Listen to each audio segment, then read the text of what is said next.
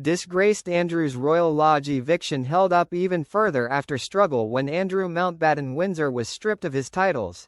He was also forced to leave his Royal Lodge mansion, but it seems his move away is likely to be delayed. Disgraced Andrew Mountbatten Windsor's eviction from Royal Lodge looks set to be delayed, due to a reported downsizing struggle.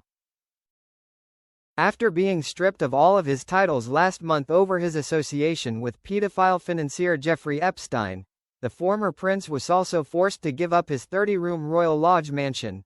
It came after it emerged he had barely paid rent on the property for years, and it was revealed he would be moving to a much smaller property on the king's private Sandringham estate without his former wife, Sarah Ferguson.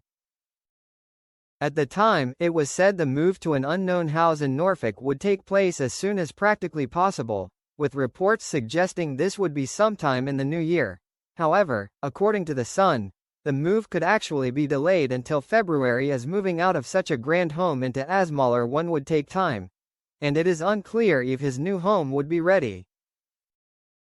A source said, "He has a large house where he has lived for a long time and he will be moving into a more modest house, so, logically, it won't happen this side of Christmas."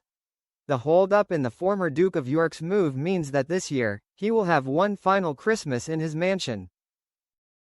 Sources say it is a welcome relief to the royal family because it keeps Andrew away from Sandringham during the festive season, when most of the senior royals are in residence. This situation would have been suboptimal and quite awkward, insiders believe. Sandringham is where the royals nearly always spend Christmas and are pictured on Christmas Day on the traditional walk to church before heading back to Sandringham House for Christmas lunch. A source told the Daily Mail, Andrew, won't be anywhere near the big house, the nickname given to the monarch's home at Sandringham. While it appears that Andrew's new home and living allowances will be taken care of privately by his older brother the king, the same can't be said for Fergie. And reports have suggested she could be tempted to write a tell-all book as a means of making cash.